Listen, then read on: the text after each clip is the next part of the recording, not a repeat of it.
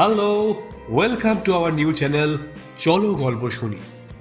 এর আগে টকিং টেলসে তোমরা আমাদের বিভিন্ন গল্প শুনেছ।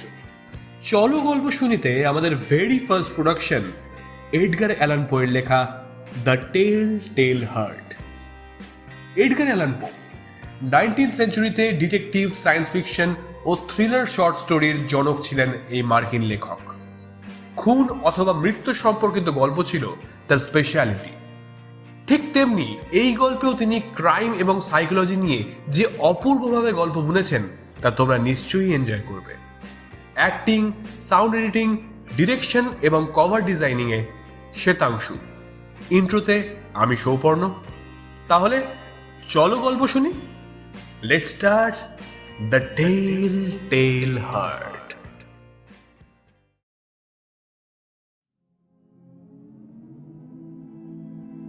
আমি পাগল নই, একদম নই। তোমরা আমাকে পাগল কেন বলবে?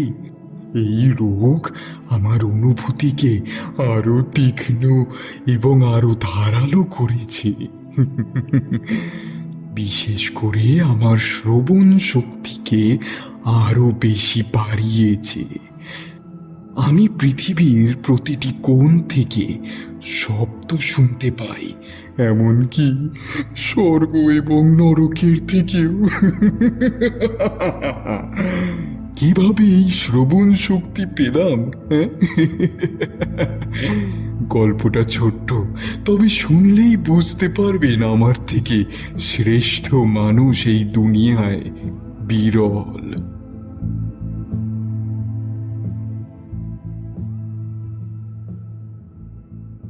আমি জানি না কিভাবে এই বিষয়টা আমার মাথায় এলো। কোনো কারণ ছিল না, কোনো আবেগও নয়। আমি সেই বৃদ্ধর বাড়িতে কাজ করতাম। তিনি আমাকে কষ্ট দেননি, অপমানও করেননি, এমনকি তার ধন সম্পত্তির প্রতিও আমার কোনো লোভ ছিল না। কিন্তু তার সেই চোখ, সেই ফিকে নীল শকুনের মতো চোখ আমায় যেন দিন রাত তাড়া করে মারত। যখনই আমার দিকে তাকাতেন আমার শরীর যেন ঠান্ডা হয়ে যেত। তাই ধাপে ধাপে আমি সিদ্ধান্ত নিলাম তাকে আমি মেরে ফেলব। কেন কেন হ্যাঁ, আপনার হয় না সেই অনুভূতি কারোর চোখ দেখে? হয়তো হয়তো হ্যাঁ হ্যাঁ, তাই না? হয়, আমারও হতো। আমারও মনে হতো যে ওই বুড়োটা কেন মরছে না। মরে গেলেই তোলাটা চুকে যেত। হ্যাঁ, চোখ দুটো থেকে আমি নিষ্কৃতি পেতাম। এরপর থেকেই আমি শুরু করলাম আমার নতুন স্বভাব। প্রতি রাতে আমি আস্তে আস্তে তার ঘরের দরজা খুলতাম, ধীরে ধীরে মাথা ঢুকাতাম তার ঘরের ভেতর। চোরা লণ্ঠনের আলো সামনে ধরতাম, শুধু চোখ দুটোর ওপর ফেলতাম। 7 রাত আমি এমন করতাম, কিন্তু প্রতিবারই তার চোখগুলো বন্ধ থাকতো, তাই কিছু করতে পারতাম না। সকালে আবার হাসি মুখে তার সামনে গিয়ে বলতাম, ভালো আছেন তো স্যার? ঘুম হয়েছে ঠিক করে কাল রাতে? যেন কিছুই হয়নি। কিন্তু মনে মনে সেই রাগকে দমন করে রাখতাম। প্রতি রাতে তার চোখ বন্ধ দেখে আমার ভেতরের রাগ দমে যেত। কিন্তু তারপর সেই রাতটা এলো। 8ম রাতে আমি আরো সতর্ক হলাম। করিডোর দিয়ে হেঁটে হেঁটে গিয়ে দরজাটা ধীরে ধীরে খুললাম। হঠাৎ আমার আঙ্গুলটা লণ্ঠনের টিনে লেগে একটা ঠুং করে শব্দ হলো, যেটা ওই বুড়োটাকে জাগিয়ে তুলল। কে কে ওখানে কে? আমি চুপ করে 1 ঘন্টা ওইভাবে দাঁড়িয়ে রইলাম। একদম নড়িনি, একটা আওয়াজও করিনি। তারপর শুনতে পেলাম সেই অদ্ভুত একটা গোঙানি, মৃত্যু ভয়ের থেকে বেরিয়ে আসা সেই আর্তনাদ।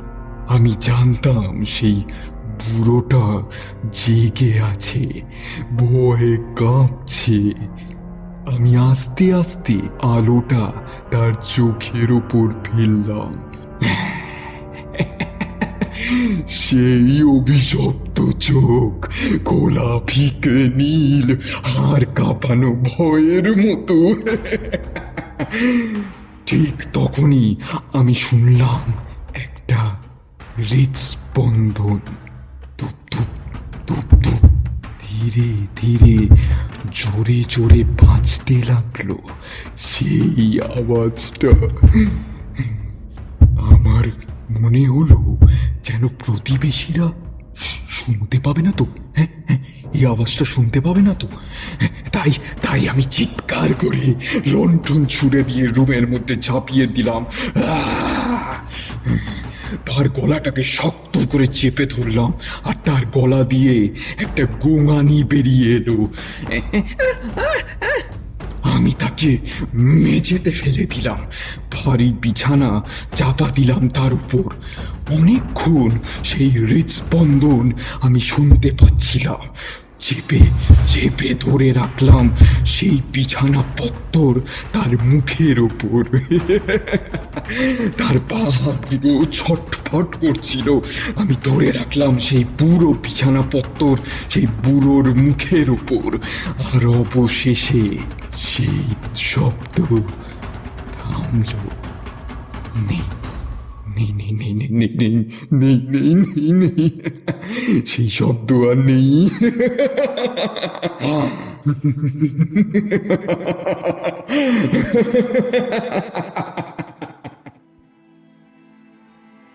এরপরের কাজটা সহজ ছিল। আমার বুদ্ধির পরিচয় আপনারা এইখান থেকেই পাবেন। প্রথমে দেহটাকে রান্নাঘরের টেবিলের উপর রাখলাম, তারপর দেহ থেকে মাথাটাকে আলাদা করে ফেললাম। তারপর দেহটার অনেক টুকরো করলাম, তারপরে সুন্দর করে র্যাপারে মুড়িয়ে মেঝের তক্তার নিচে লুকিয়ে দিলাম। কোনো দাগ নেই, কোনো রক্ত নেই, সব পরিষ্কার। এইবারে পুরোটা শেষ। আর ওর ওই চোখ চিরজীবনের মতো বিদায়। হালকা ঝিমুনি এসে গেছিল, কিন্তু ভেতরের উত্তেজনা আমাকে ক্ষণে ক্ষণে জাগিয়ে তুলছিল। হঠাৎ করেই শুনতে পেলাম দরজা ধাক্কানোর শব্দ। কে কে কে কে কে দরজা ধাক্কাচ্ছে? না না না না না না না, হতে পারে না, হতে পারে না। এইখানে তো কিছুই নেই, এখানে তো কিছুই নেই। ভোর 4টের সময় দরজার করা কে নাড়ল? শরীরটাকে নিজের সোজা করলাম, তারপর ভয়ে ভয়ে দরজা খুলতেই দেখলাম police. Hello sir, I really sorry এত সকালে আপনার ঘুম ভাঙানোর জন্য। আসলে আমরা প্রতিবেশীদের কাছ থেকে একটা চিৎকারের খবর পেয়েছি, তাই আর কি একটু সার্চ করতে এসেছি। ও কোনো প্রবলেম না স্যার, আসুন আসুন। কিন্তু গোড়াতেই বলে রাখি স্যার, ওই চিৎকারটা আমারই। আমি আসলে একটু ভয়ের স্বপ্ন দেখে চিৎকারটা করে ফেলেছিলাম। আমার মালিক আসলে বাইরে গেছেন দিন কয়েকের জন্য, এবং আমি এই বাড়ির দেখাশোনা করছি। আর আপনারা চাইলে পুরো ঘর তল্লাশি করতেই পারেন। আমি তাদেরকে সব ঘর ঘুরিয়ে দেখালাম, এমনকি টাকা পয়সাও যে অক্ষত আছে সেইটারও প্রমাণ দিলাম। শেষে আমি তাদেরকে চেয়ারে বসতেও দিলাম, ঠিক সেই জায়গায় যেইখানে লাশটা লুকোনো। হ্যাঁ, সবই তো ঠিকঠাকই আছে বলে মনে হচ্ছে। হ্যাঁ হ্যাঁ হ্যাঁ, হ্যাঁ, তাই তো তাই তো। কিন্তু তারপর ওই অভিশপ্ত শব্দটা আমি শুনতে পেলাম। নিচু কিন্তু দ্রুত শব্দ, টিক টিক করে হৃদস্পন্দনের শব্দ ক্রমশ জোর হচ্ছে। আমি ঘাবড়ে গেলাম। জোরে জোরে জোরে জোরে কথা বলতে শুরু করলাম, চেয়ারে দোল দিলাম, পায়চারি করলাম, কিন্তু কিন্তু শব্দটা থামছে না কেন?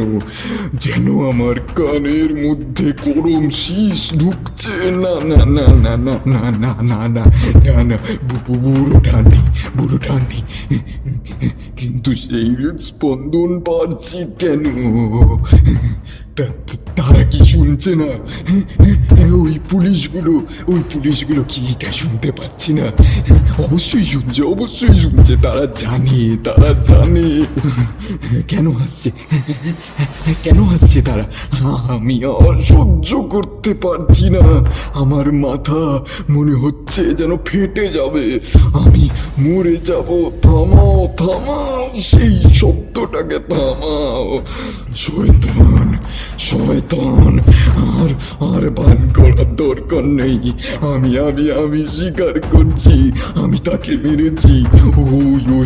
ওই তক্তার নিচেই আছে সে, ওখানেই লাশটা লুকানো। ওইটারই সেই হৃদস্পন্দনের শব্দ শোনা যাচ্ছে।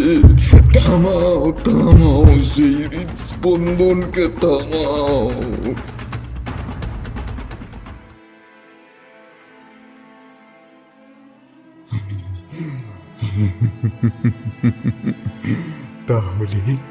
তাহলে বুঝতে পারলেন আমার ইন্দ্রিয়গুলো কেন এত সতেজ?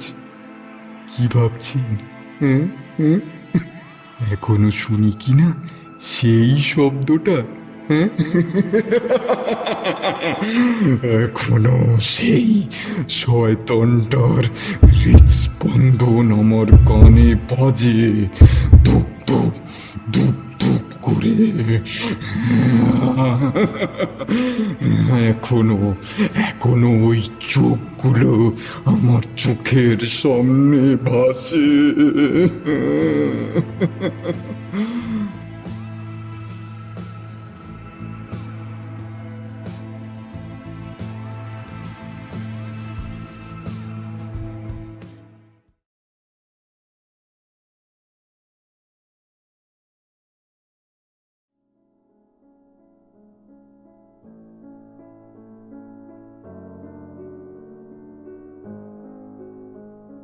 কখনো মনে হয় যে আমাদের চারিদিকে ঘটে যাওয়া ঘটনাগুলো যেন আমাদেরকে ভেতর থেকে অনেক পাল্টে দেয়।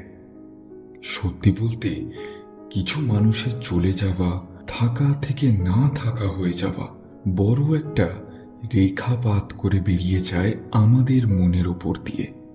সেই রেখাপাত যদি দুঃখের হয়, তবে যতই সেইটাকে চাপো না কেন, সেইটা ঠিক মাথা উঁচিয়ে দাঁড়াবে এবং আমাদের কমজোর করে দেবে। যাই হোক, আজ সকাল থেকে মনটা বড়ই দুঃখে ভরা ছিল। তার কারণ হলো, আমার লেখা শেষ গল্পটা কয়েকদিন আগে ছেপে বেরিয়েছে আমার বন্ধু শার্লক হোমসের শেষ কীর্তি। আজও ভুলে যেতে পারিনি শার্লকের ওই রাইকেনবার্গ ফলের কাছে পাথরে গোজা চিঠির কথা। মাই ডিয়ার ওয়াটসন, আমার চিঠিটা খুঁজে পেয়েছো মানে আমি আর এই জগতে নেই। মরিয়ার্টির সাথে যেদিন লড়াইয়ে নেমেছিলাম, সেই দিনই আমার ভবলীলা নির্ণয় করে দিয়েছিলেন ঈশ্বর। কিন্তু আমি কথা দিয়েছিলাম, ওর মতো কীটকে আমি নরকেই ফেরত পাঠাবো। আপাতত মরিয়ার্টি রাইকেনবার্গ ফলের ধারে দাঁড়িয়ে রয়েছে আমার অপেক্ষায়।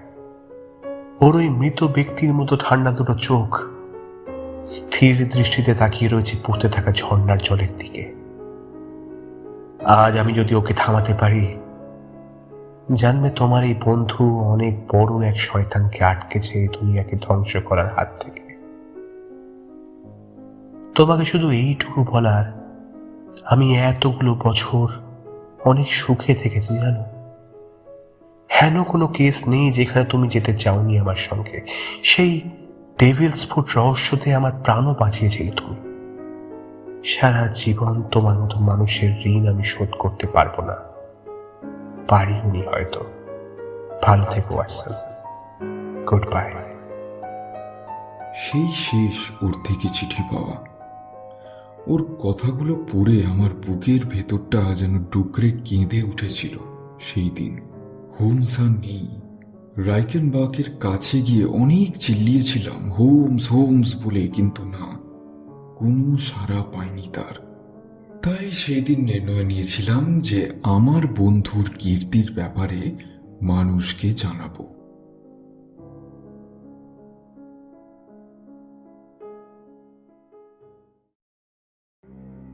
নমস্কার, আমি শ্বেতাংশু, আর আপনারা শুনছেন চলো গল্প শুনি। আজকের গল্প স্যার আর্থার কনান ডয়েলের লেখা শার্লক হোমসের গল্প the adventure of empty house অবলম্বনে the return of Sherlock Holmes. Sir Arthur Conan ডয়েলের জন্ম 1859 সালে এডিনবার্গ, স্কটল্যান্ডে। তার সৃষ্টি শার্লক হোমস এক ক্ষুরধার মস্তিষ্কের চরিত্র আজ বিশ্ববিখ্যাত। 1887 সালে প্রথম গল্প আ স্টাডি ইন স্কারলেট দিয়ে শুরু হয় শার্লকের পথ চলা, আর বাকিটা ইতিহাস। আজকের গল্পে শার্লকের ভূমিকায় সৌপর্ণ, কর্নেল সেবাস্টিয়ান মোরান এবং লেস্ট্রারের চরিত্রে আছে শুভদীপ, এবং ওয়াটসনের ভূমিকায় আমি শ্বেতাংশু। তাহলে চলো গল্প শুনি। শুরু হচ্ছে the return of Sherlock Holmes.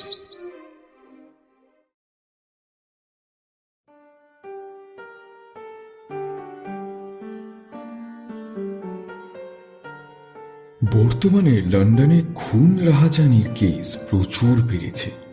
সত্যি বলতে শার্লকের অভাব মনে হয় আমি শুধু না, পুরো লন্ডন অনুভব করতে পারছে। স্কটল্যান্ড ইয়ার্ডও বুঝতে পারছে না কিভাবে তারা সামাল দেবে এত বড় গন্ডগোলটা। এই টালমাটাল অবস্থায় হঠাৎ করে অনারেবল রোনাল্ড অ্যাডায়ার খুন হয়ে গেলেন। অনারেবল রোনাল্ড অ্যাডায়ার ছিলেন শৌখিন সমাজের এক গণ্যমান্য ব্যক্তি, তবে যেভাবে তিনি খুন হলেন সেটা সাধারণ বুদ্ধি দিয়ে নির্ণয় করা যায় না। পার্ক লেনে রোনাল্ড থাকতেন নিজের বৃদ্ধা মা এবং বোনকে নিয়ে। সমাজের গণ্যমান্য জায়গায় ঘোরাফেরা ছিল রোনাল্ডের, তবে এই কারণে তার মধ্যে কোনো দুর্ব্যবহারের ইঙ্গিত ছিল না।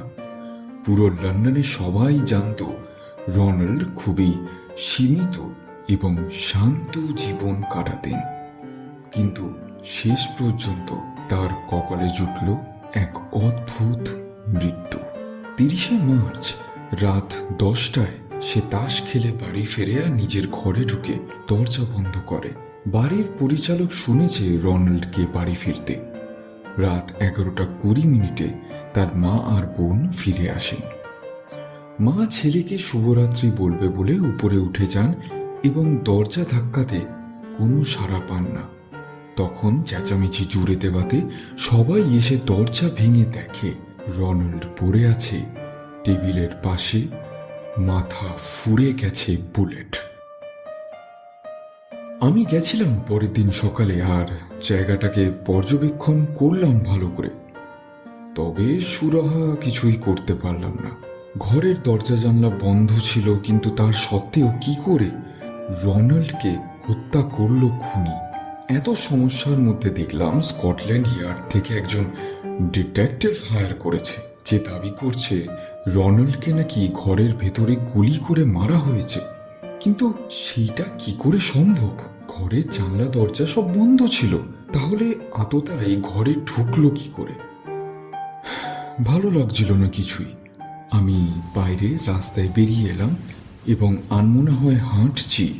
হঠাৎ করে এক বয়স্ক লোকের সাথে লাগলো জোর ধাক্কা।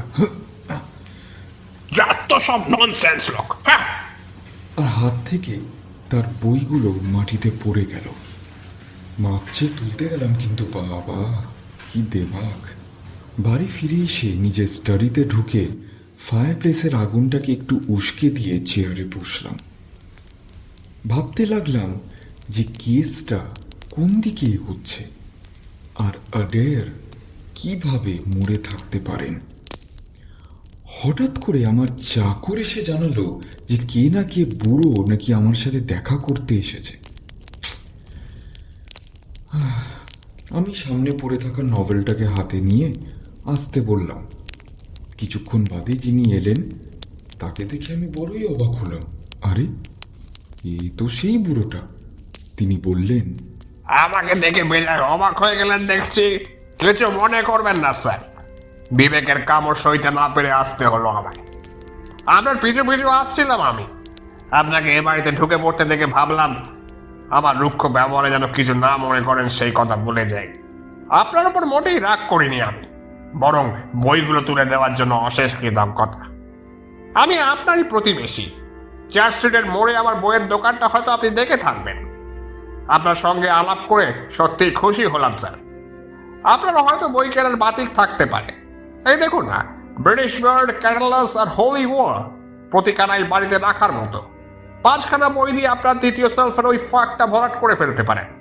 বড়ই নোংরা লাগছে, কি বলেন স্যার? এই কথা শুনে তো আমি চমকে গেলাম। পেছনে ঘুরে আরো বেশি চমকে গেলাম। দেখি আমার দিকে টেবিলের কোণা ধরে দাঁড়িয়ে রয়েছে স্বয়ং শেরলক হোমস। আমি জ্ঞান হারিয়ে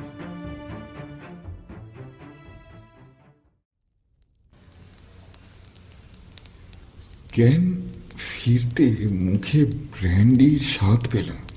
ফ্লাস্ক হাতে ঝুঁকে বসেছিল আমার চেয়ারে শেরলক হোমস। ও বলে উঠল, মাই ডিয়ার ওয়াটসন, আমার ঘাট হয়েছে, ক্ষমা করো আমায়। তুমি যে এরকম শখ পাবে তা আমি সত্যি কল্পনা করতে পারিনি। উঠে বসে সজোরে ওর হাত ধরে বললাম, হোমস, সত্যি তুমি বেঁচে আছো? শেষ অবধি তুমি পড়ে যাওনি সেই ভয়ঙ্কর খাত থেকে? আরে সবুর করো, সবুর করো। এসব কথা আলোচনা করার মতো অবস্থায় আছো তো? উফ, আবির্ভাবটা এতটা নাটকীয় না করলেই হতো। তুমি যে এমন বড় জোরালো শখ পাবে আমি সেটা কল্পনাই করতে পারিনি। বড় জোরালো শখ দিয়ে ফেলেছি তোমায়। আরে না, আমি ঠিক আছি, কিন্তু আমি যে নিজের চোখকে বিশ্বাস করাতে পারছি না। সত্যি তুমি? আমার উল্টো দিকে হোমস বসল আর সেই পুরনো কায়দায় একটা ভালো সিগারেট ধরালো। তার শরীরটা আগের চাইতে একটু রোগা হয়েছে। বুঝলাম এই কদিনে তার পক্ষে খুব একটা ভালো জীবনযাপন করা সম্ভব হয়ে ওঠেনি। সে বলল, গায়ে দিয়ে বসে বাঁচলাম ওয়াটসন।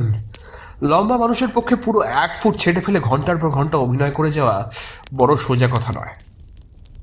যাক ভাই, তোমার সাহায্য আমার এখন দরকার। আজ রাতেই অত্যন্ত কঠিন আর বিপজ্জনক অভিযানে তোমাকে পাশে না পেলে আমার হচ্ছে না। কাজটা শেষ হলে সমস্ত কিছু খুলে বলাই ভালো হবে, কি বলো? তবে শেরলক, আমার মাথায় যে অনেকগুলো প্রশ্ন চলছে। আচ্ছা বেশ, তার আগে বলো আজ রাতে আমার সঙ্গে আসছো তো? একদম Holmes, I won't miss it for anything. উফ, বাস্তবে কি পুরনো দিনগুলো যেন আবার ফিরে এলো। যাবার আগে চটপট হাত চালিয়ে ডিনারটাও খেয়ে যেতে হবে। বেশ, তাহলে শুরু হোক খাদ প্রসঙ্গ। খাদ থেকে প্রাণ নিয়ে বেরিয়ে আসতে আমার খুব বেশি বেগ পেতে হয়নি ওয়াটসন। কারণটা জলের মতো সরল। কারণ খাদের ভেতর আমি কোনোদিন পড়িনি। খাদের মধ্যে পড়নি তার মানে? না ওয়াটসন, কোনো দিনই না। তোমাকে যে চিরকুটটা লিখেছিলাম তাতেও কোনো মিথ্যা ছিল না। যে সরু পথটা বেয়ে নিরাপদ জায়গায় পৌঁছানো যায়, ঠিক তার মুখটাতে যখন পরলোকগত প্রফেসর মরিয়ার্টির শয়তান মূর্তিকে দাঁড়িয়ে থাকতে দেখলাম, তখন অবশ্য আমার বিন্দুমাত্র সন্দেহ ছিল না যে আমার লীলা খেলা শেষ হয়ে এসছে। লোকটার গ্র্যানাইট কঠিন ধূসর চোখে দেখলাম চাপা ফন্দির ঝিলিক। 2-4টে কথা বলার পর প্রফেসরের কাছ থেকে অনুমতি নিয়ে ছোট্ট চিরকুটটা লিখে ফেললাম। এই চিরকুটটাই তোমার হাতে পৌঁছেছিল।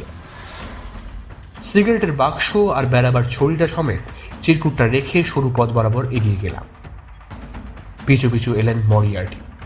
পথের শেষে একেবারে খাদের কিনারায় পৌঁছে ঘুরে দাঁড়ালাম হাতের মুঠোয় প্রাণ নিয়ে। কোনো হাতিয়ার না নিয়ে সিধে আমার দিকে দৌড়ে এসে লম্বা লম্বা হাত দিয়ে আমায় চাপটে ধরলেন তিনি। তার খেল যে খতম হয়েছে তা মরিয়ার্টি ভালোভাবেই জানতেন, তাই যেন তেন প্রকারেণ প্রতিশোধ নেওয়াটাই ছিল তার মুখ্য উদ্দেশ্য। বড় বড় হয়ে সেই সরু কিনারায় দাঁড়িয়ে কোনো রকমে তার ধাক্কা সামলিয়ে নিলাম আমি। তুমি তো জানোই আমি একটু বারিৎসু জানি। জাপানি কায়দায় কুস্তির এই বিশেষ ব্যবহার আমি কাজে লাগিয়েছি বহুবার। আমাকে জাপটে ধরার প্রায় সঙ্গে সঙ্গেই বড় বড় হয়েও চট করে পিছলে বেরিয়ে গেলাম তার আলিঙ্গন থেকে। বিকট চিৎকার করে প্রফেসর কয়েক সেকেন্ড পাগলের মতো হাত ছুড়লেন, 2 হাতের আঙুল বেঁকিয়ে আঁকড়ে ধরলেন বাতাসে। কিন্তু এত চেষ্টা করেও দেহের সমতা ফিরিয়ে আনতে পারলেন না তিনি। তলিয়ে গেলেন নিচে। কিনারা থেকে মুখ বাড়িয়ে বহুদূর পর্যন্ত তাকে পড়তে দেখলাম। তারপর একটা পাথরে লেগে ঠিকরে গিয়ে ঝপাস করে তলিয়ে গেলেন জলের তলায়। আমি তো একেবারে হতবাক হয়ে গেলাম। বললাম, কিন্তু তোমার পায়ের ছাপ তো আমি দেখেছিলাম, 2 জোড়া পায়ের ছাপ, কিন্তু ফিরে আসারটা দেখিনি। ফিরেছিল ওয়াটসন, ফিরেছিল, তবে অন্য পথে। প্রফেসর অদৃশ্য হওয়ার সঙ্গে সঙ্গে বিদ্যুৎ চমকের মতোই বুঝলাম দৈবের কৃপায় কি অসাধারণ সুযোগ এসে গেছে আমার হাতের মুঠোয়। আমাকে জমের দক্ষিণ দুয়ার দেখানোর শপথ যে মরিয়াটি একা করেননি তা আমি জানতাম। নেতার মৃত্যুতে অন্ততপক্ষে 3 জনের প্রতিশোধ স্পৃহা বহু গুণ বৃদ্ধি পেতে পারে। 3 জনের প্রত্যেকেই অত্যন্ত বিপজ্জনক প্রকৃতির মানুষ। এদের মধ্যে একজন না একজন আমাকে শেষ করবেই। আর যদি উল্টো দিক থেকে ভাবা যায়, অর্থাৎ দুনিয়ার সবাই যদি জানতে পারে এবং বিশ্বাস করে যে আমি পরলোকের পথে রওনা হয়েছি, তাহলে এই লোকগুলো আরো বেপরোয়াভাবে চলাফেরা করার চেষ্টা করবে। ফলে একদিন না একদিন আমি তাদের সাবার করবই, এবং 3 জনকে খতম করতে পারলেই দুনিয়াকে আবার জানিয়ে দেওয়া যাবে যে আমি মরিনি। এই সুন্দর ভুবনেই দিব্যি বেঁচে আছি আর 5 জনের মতো। মস্তিষ্কের কাজ যে কত দ্রুত হতে পারে তা বুঝলাম সেই দিন। কেননা আমার বিশ্বাস প্রফেসর মরিয়ার্টি রাইকেনবার্গ ফলের তলা পর্যন্ত পৌঁছানোর আগেই এতগুলো জিনিস আমার ভাবা শেষ হয়ে গিয়েছিল। দাঁড়িয়ে উঠে পেছনের পাথরের দেওয়াল পরীক্ষা করে দেখলাম।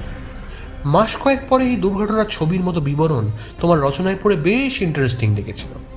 তুমি লিখেছিলে যে পাথরের দেওয়ালটা খাড়া উঠে গেছে, তবে কথাটা কিন্তু অক্ষরে অক্ষরে সত্যি নয়। কেননা পা রাখবার মতো ছোট ছোট জায়গা তো ছিলই, তাকের মতো খানিকটা পাথরও বেরিয়ে এসেছিল। পাহাড়টা এমনই খাড়াই যে আগাগোড়া বেয়ে ওঠা একেবারেই অসম্ভব। ঠিক তেমনই অসম্ভব ভিজে পথে পায়ের ছাপ না রেখে বেরিয়ে পড়া। এরকম ক্ষেত্রে এর আগে আমি যা চালাকি করেছি তা করতেই পারতাম, অর্থাৎ স্রেফ পিছু হেঁটে বেরিয়ে যাওয়া। কিন্তু একই দিকে 3 জোড়া পায়ের ছাপ এগিয়ে যাওয়া দেখলেই চালাকি ফাঁস হয়ে যাওয়ার সম্ভাবনা খুবই বেশি। কাজেই সব দিক ভেবে দেখলাম পাহাড় বেয়ে ওপরে ওঠাই সবচেয়ে ভালো। ভাই ওয়াটসন, সত্যি কি বলবো তোমায়, কাজটা খুব একটা মজার ছিল না। নিচ থেকে জলপ্রপাতের গর্জন এসে আছড়ে পড়ছিল কানের পর্দায়। বাজে কল্পনা আমার মাথায় কোনোদিনই আসে না, কিন্তু বিশ্বাস করো, সেদিন যেন শুনলাম খাদের গহ্বর থেকে আর্তনাদ করে ডাকছে আমায় মরিয়ার্টির কণ্ঠ। একটু সামান্য ভুল মানেই মৃত্যু। একাধিকবার ঘাসের চাপড়া উঠে গেছে হাতের মুঠোয়, আবার পাহাড়ের ভিজে খাজে হড়কে গেছে বুটের ডগা। প্রতিবারই ভেবেছি এই পুঁজি সব শেষ, কিন্তু কিছুতেই না দমে অতি কষ্টে ইঞ্চি ইঞ্চি করে ওপরে উঠে শেষকালে পৌঁছলাম সবুজ শ্যাওলায় ঢাকা কয়েক ফুট গভীর একটা পাথরের তাকে। দিব্যি আরামে সবার চোখের আড়ালে থেকে টান টান হয়ে শুয়ে পড়লাম এইখানে। মাইটি ওয়াটসন, এইখানে শুয়ে শুয়ে দেখলাম কি গভীর সহানুভূতির সঙ্গে, অথচ কি বিশ্রী আনাড়ি ভাবে আমার মৃত্যুর তদন্ত শেষ করলে তুমি। অনেকক্ষণ পরে শেষকালে তোমার অকাট্য কিন্তু আগাগোড়া ভুল সিদ্ধান্ত নিয়ে হোটেলের দিকে রওনা হলে। একলা শুয়ে শুয়ে তোমায় যেতে দেখলাম বিষণ্ণ মুখে। ভেবেছিলাম আমার অ্যাডভেঞ্চারের ইতি বোধহয় এইখানেই হবে, কিন্তু আর একটা অপ্রত্যাশিত ঘটনার ফলে বুঝলাম বিস্ময়ের এখনো অনেক বাকি। ওপর থেকে বিরাট একটা পাথরের চাই গড়গড় করে গড়িয়ে এসে সাত করে আমার সামনে দিয়ে বেরিয়ে গিয়ে দমাস করে পড়লো নিচের পথে এবং তারপরেই ছিটকে পড়লো খাদের মধ্যে। মুহূর্তের জন্য ভাবলাম বুঝি নিছক প্রাকৃতিক দুর্ঘটনা, কিন্তু পরের মুহূর্তেই ওপরে তাকিয়ে দেখলাম কালো হয়ে আসা আকাশের পটে একজন পুরুষের মাথা। সঙ্গে সঙ্গে গড়িয়ে এলো আর একটা পাথর, এসে পড়লো যে তাকটায় শুয়েছিলাম ঠিক তার ওপরেই মাথার 1 ফুট দূরে। চকিতে বুঝলাম সব। মরিয়াটি একা আসেননি, তাকে পাহারা দিচ্ছিল তাঁরই একজন সেনাত। এক নজরে চিনেছিলাম লোকটাকে। কি ভীষণ প্রকৃতির লোক সে, তা এই একবার দেখেই বুঝেছিলাম। আমার চোখের আড়ালে থেকে দূর থেকে সে দেখেছে তার বন্ধুর মৃত্যু এবং আমার পলায়ন। হট করে কিছু না করে অপেক্ষা করছে সুযোগের প্রতীক্ষায়। তারপর খাড়াই পাহাড়ের একবারে ওপরে উঠে কমরেডের অসমাপ্ত কাজটাই সম্পূর্ণ করতে শুরু করেছে। ওয়াটসন, এসব কথা ভাবতে কিন্তু আমার খুব একটা সময় যায়নি। পাহাড়ের চূড়োয় ভয়ঙ্কর মুখটাকে আবার দেখতে পেলাম। বুঝলাম আর একটা পাথর নেমে আসতে খুব একটা দেরি নেই। হাঁকপাক করে খামচে নামতে লাগলাম নিচের মাথায়। ঠান্ডা মাথায় এসব কাজ করতে পারতাম না আমি। ওপরে ওঠার চেয়ে 100 গুণ বেশি কঠিন নিচে নামা। কিন্তু বিপদের কথা ভাববার আর সময় নেই তখন। পাহাড়ের তাক ধরে ঝুলে পড়তেই আর একটা পাথর পাশ দিয়ে গুম করে নিচে নেমে গেল। মাঝামাঝি আসতেই পিছলে গেলাম আমি। হড়হড় করে নেমে এলাম নিচে, কিন্তু ঈশ্বরের কৃপায় কাটাছেঁড়া রক্তাক্ত দেহে এসে পড়লাম রাস্তার ওপরেই। নেমে টেনে দৌড়, অন্ধকারে গা ঢেকে পাহাড়ের সারির মধ্যে দিয়ে পেরিয়ে গেলাম 10 মাইল। 1 সপ্তাহ পরে পৌঁছলাম ফ্লোরেন্সে। এক বিষয়ে নিশ্চিন্ত ছিলাম, দুনিয়ার কেউই জানেনি আমি কোথায় আছি এবং কিভাবে আছি। আমার অজ্ঞাতবাসের খবর জানতো শুধু একজন, আমার ভাই মাইক্রফট।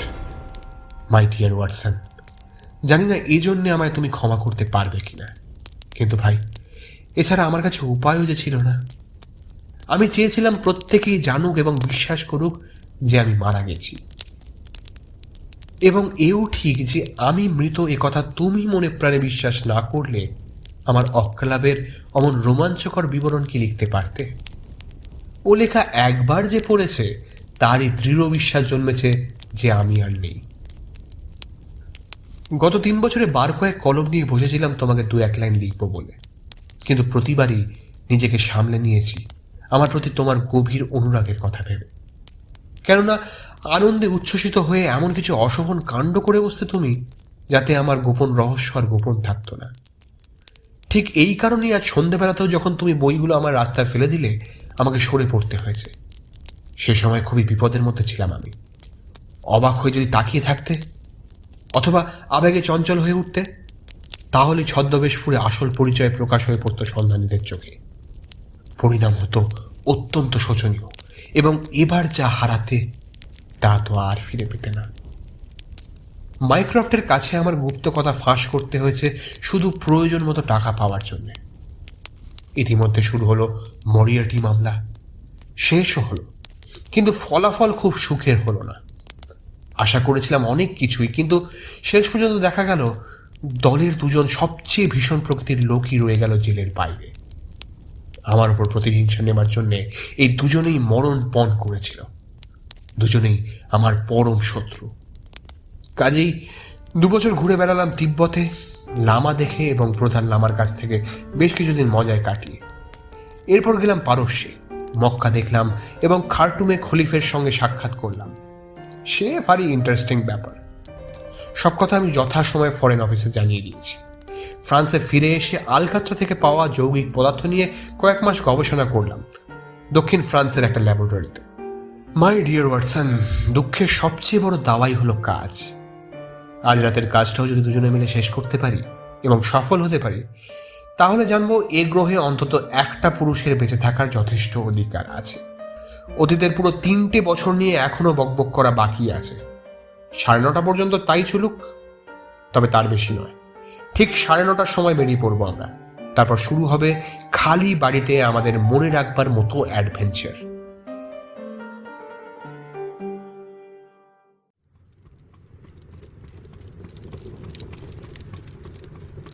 মাঝরাত, রাস্তাঘাট শুনশান। একটা ঘোড়ার গাড়ি যাচ্ছে লন্ডনের রাস্তা দিয়ে। সেই গাড়িতে আর কেউ না, আমি আর হোমস বসে আছি। আমাদের 2 জনের পকেটেই রিভলভার। শেরলকের মুখের ধার দেখে বুঝলাম যে কেসটা খুবই জটিল। আমি ভেবেছিলাম আমরা বেকার স্ট্রিট যাচ্ছি, কিন্তু না, ক্যাভেন্ডিশ স্কোয়ারের কাছে এসে গাড়ি দাঁড় করালো হোমস, আর গাড়ি থেকে নেমে সবার চোখের আড়ালে একটা ছোট গলিতে ঢুকে গেল। কিছুক্ষণ পর একটা পরিত্যক্ত বাড়ির সামনে এসে আমরা দাঁড়ালাম। হোমস দরজা খুলে ঢুকতে আমিও ঢুকলাম, আর আস্তে করে সে দরজাটা বন্ধ করে দিল। ঘুটঘুটে অন্ধকার বাড়িটার মধ্যে। বুঝলাম কেউ নেই এই বাড়িতে। আমরা একটা অন্ধকার জায়গায় গিয়ে বসলাম, আর হোমস বলে উঠল, কোথায় এসেছি জানো? ধুলো জমা জানলা থেকে বাইরে তাকিয়ে বললাম, বেকার স্ট্রিট, তাই না? সাবাস। আমাদের পুরনো আস্তানার ঠিক উল্টো দিকের বাড়ি এটা। নাম ক্যামডেন হাউস। কিন্তু হোমস, আমরা এইখানে কি করছি? এলাম এই কারণে যে এখান থেকে চমৎকার দেখা যায় ওই ছবির মতো জিনিসটাকে। মাই ডিয়ার ওয়াটসন, খুব সাবধানে জানলার আরো কাছে এগিয়ে যাও, তবে খুব সাবধানে, কেউ যেন বাইরে থেকে দেখতে না পায়। এগিয়ে গিয়ে যে ঘর থেকে আমাদের ছোট বড় সব রকম অ্যাডভেঞ্চারের সূত্রপাত, সেই পুরনো ঘরটার মধ্যেই একবার ভালো করে উঁকি মেরে দেখো। দেখা যাক 3 বছর তোমার কাজ ছাড়া হয়েও তোমাকে চমকে দেওয়ার মতো ক্ষমতা এখনো আমার আছে কিনা। পা টিপে টিপে এগিয়ে গেলাম জানলাটার দিকে, আর তাকালাম আমাদের বাড়ি বেকার স্ট্রিটের জানলার দিকে, আর তাকিয়েই চমকে উঠলাম। জানালার পর্দাটা নামানো, আর একটা জোরালো আলো জ্বলছে ঘরের মধ্যে, কিন্তু যে বসে আছে জানলার কাছে সেটা তো শেরলক। কি হলো? গুড হেভেন্স, করেছ কি?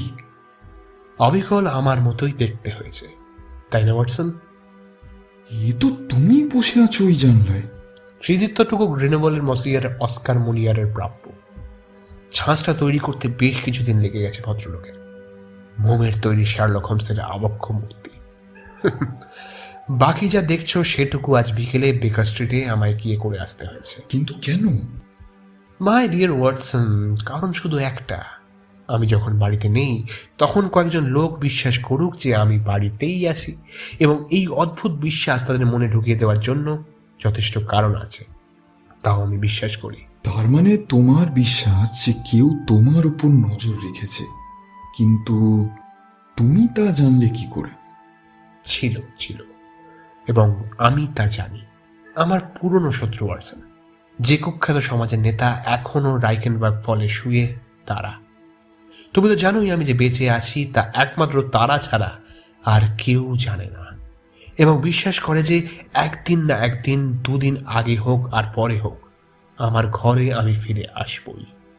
সমানে এই 3 বছর তারা পাহারা দিয়ে এসেছে।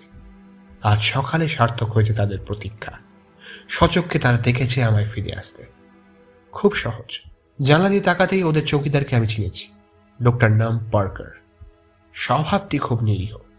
পেশা হলো ফাঁস দিয়ে খুন করে রাহাজানি করা, ইহুদিদের হার্প বাজানো জুড়ি মেলা ভার।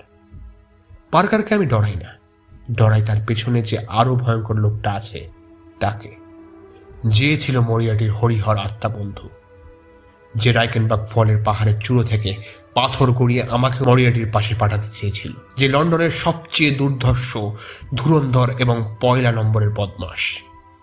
এ হচ্ছে সেই ওয়াটসন।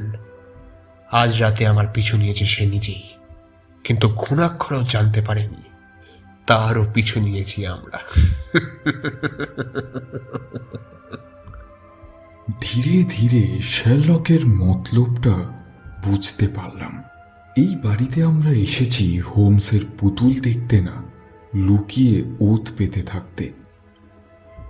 ওত পেতে থাকতে সেই লোকের জন্য যে ওকে মারতে চাইছে।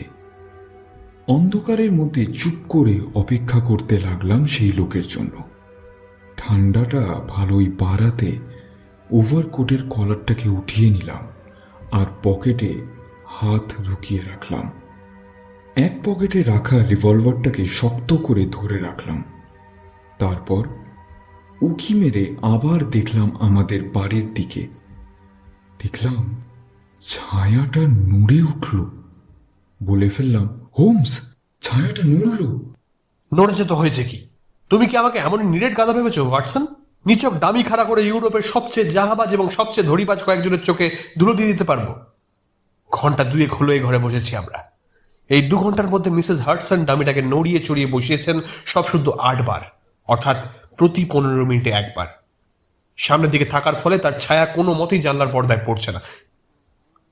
হে ওয়াটসন, চুপ! কথা বলতে বলতে হঠাৎ করে হোমসের দম বন্ধ হয়ে এলো। ফিকে আলোতে দেখলাম হোমসের মুখ কেমন যেন ফ্যাকাশে হয়ে গেছে। বুঝলাম একটা চাপা উত্তেজনা কাজ করছে ওর মধ্যে। হঠাৎ করে সে আমার কাঁধ খামচে ধরল। আমি কিছু একটা বলতে যাচ্ছিলাম যখন শুনলাম সেই আওয়াজটা। শব্দটা আমাদের বেকার স্ট্রিটের বাড়ির দিক দিয়ে এলো না, এলো আমরা যে বাড়িটায় ঘাপটি মেরে আছি সেই বাড়িটা থেকে। একটা কেউ দরজা খুলে ঢুকলো বাড়িটায়।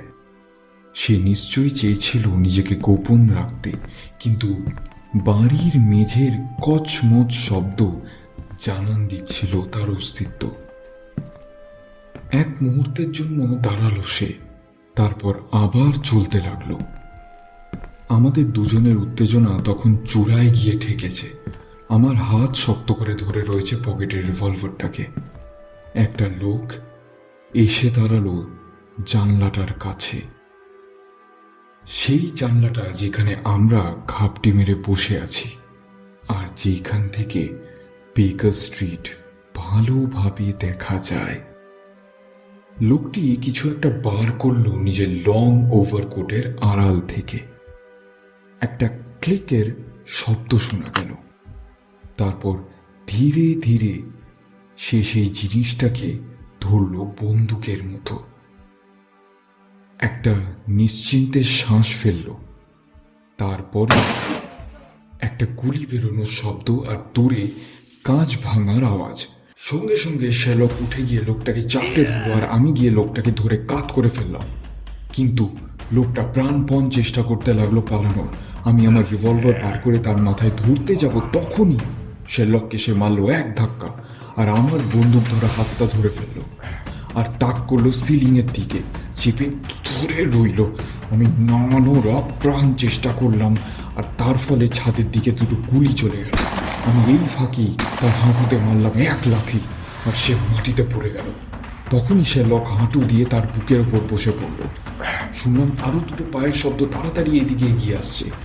দুজন কনস্টেবল এসে ঢুকলো ঘরের মধ্যে, আর তার সাথে একজন সাদা পোশাক পরা ডিটেকটিভ। লেটস স্টার্ট তো। ইয়েস মিস্টার হোমস, আমি নিজেই এলাম। আপনাকে আবার লন্ডনে দেখে খুবই খুশি হলাম স্যার। কনস্টেবলরা এসে লোকটাকে ধরে উঠে দাঁড় করালো এবং তার হাত দুটোতে হ্যান্ডকাফস পরিয়ে দিল। কনস্টেবলদের হাতে লণ্ঠনে দেখলাম এইবার লোকটার মুখ। লোকটির মুখটা হালকা গোল এবং চেহারা রোগা মোটার মাঝামাঝি, তবে তার মুখ থেকে দার্শনিক ভাব ফুটে বেরোচ্ছে।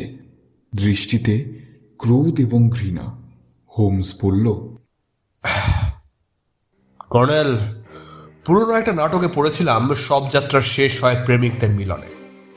রাইকেনবার্গ ফলের পাথরের তাকটায় শুয়ে থাকার সময় আপনার সুনজরে পড়ে অসীম দয়ার যে নমুনা পেয়েছিলাম, তা মনে করি আবার আপনার দৃষ্টি আকর্ষণ করাটা খুব সুখময় হবে বলে আমার মনে হয়নি। ফিচেল শয়তান কোথাকার। ও ভালো কথা, এখনো আলাপ করানো হয়নি। জেন্টলম্যান, ইনি হলেন কর্নেল সেবাস্টিয়ান মোরান।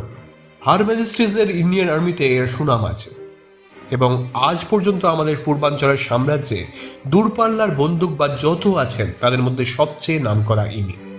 কর্নেল, আপনার বাঘের ঝুড়ির জুড়ি আজও পাওয়া যায়নি, তাই না? কোনো ধরনের উত্তর এলো না কর্নেল সেবাস্টিয়ান মোরানের মুখ থেকে। শুধু তার জ্বলন্ত চোখ জানান দিচ্ছিল যে একবার ছাড়া পেলে শেরলকের রক্ষা নেই। আমার এই অতি সরল ধোঁকাবাজিতে আপনার মতো এমন একজন বুড়ো শিকারী যে এত সহজে বোকা বনে যাবেন তা ভাবতেও আশ্চর্য লাগছে। রাগে ঝাঁপিয়ে পড়তে গেলেন কর্নেল, কিন্তু পারলেন না। কনস্টেবলরা তাকে ধরে রেখেছে শক্ত করে।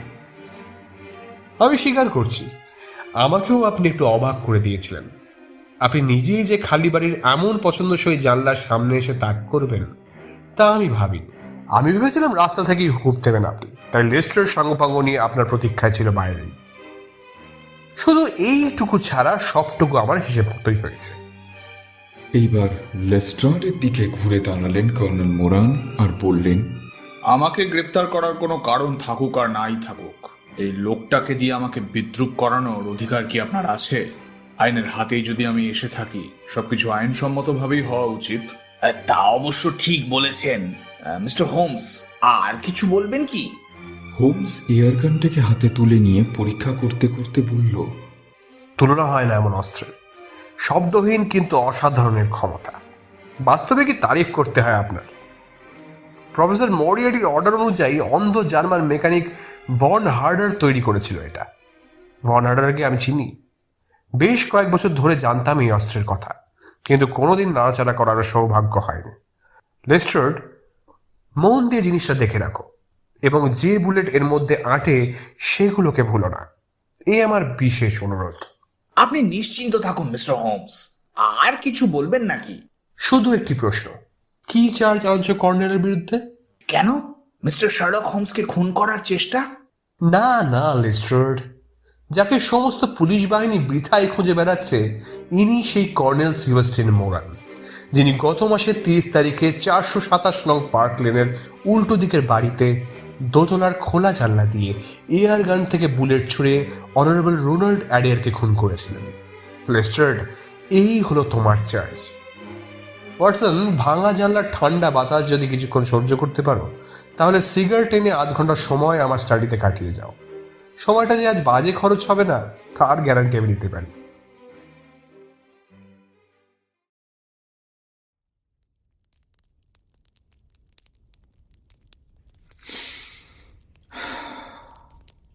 মাইক্রফট হোমস আর মিসেস হাডসনের যত্নের জন্য বোধহয় বেকার স্ট্রিটের আমাদের সেই বাড়িটা আজও সেরমই আছে যেরম শেষবার দেখে গেছিলাম।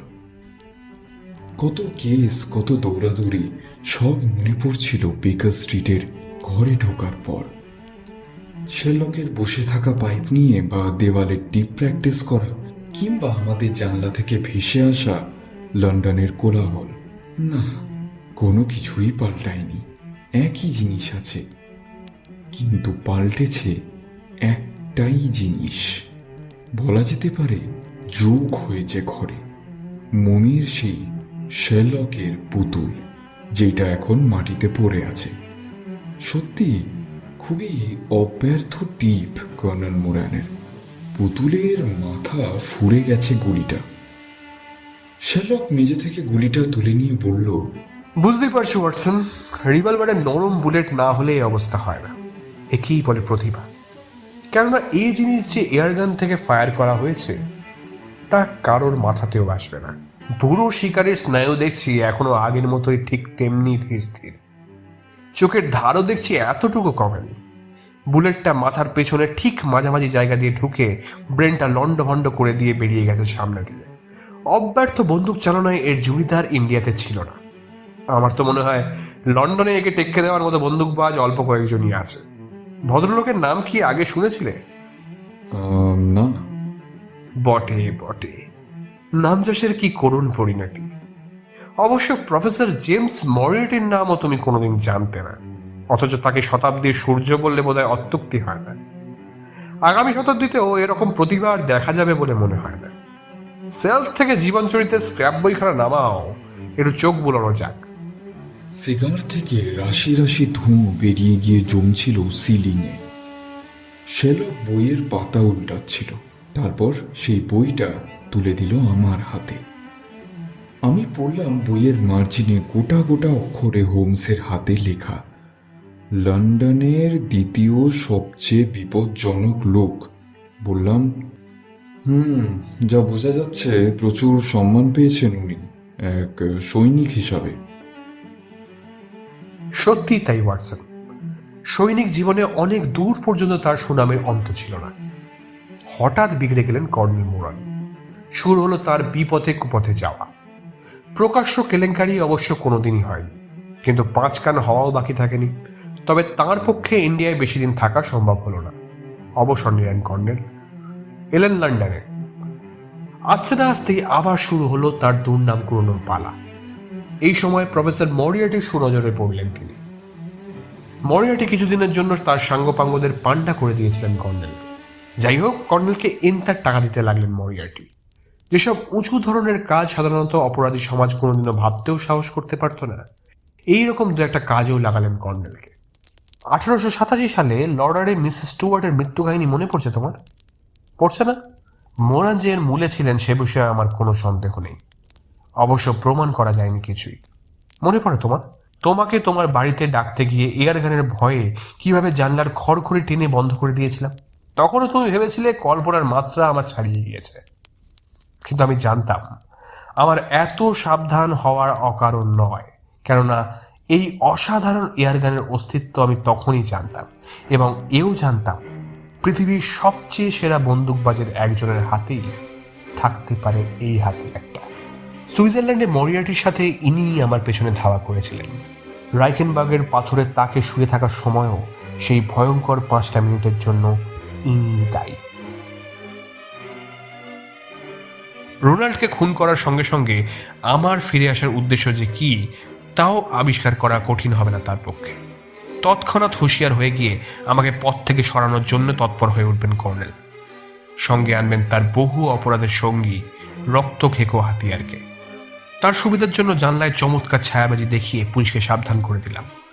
হয়তো তাদের সাহায্য দরকার হতে পারে আমার। যাই হোক, আমি যেখানে ঘাপটি মেরে কর্নেলের ওপর নজর রাখবো ভেবেছিলাম, কর্নেল যে শেষ পর্যন্ত সেইখান থেকেই আমাকে আক্রমণ করবেন তা আমি ভাবিনি। তাহলে মাই ডিয়ার ওয়াটসন, আর কিছু বুঝতে বাকি রইল কি? বুঝলাম, তোমারই অনুমান ঠিক হয়তো। মামলা চলার সময় বোঝা যাবে সত্যি কি মিথ্যে। আপাতত আমি স্বাধীন, আর আবার শুরু হবে শার্লক হোমসের পুরনো জীবন। শুরু হবে লন্ডনের জটিল জীবনের বিস্তর সমস্যার সমাধানে তার সর্বশক্তির বিনিয়োগ।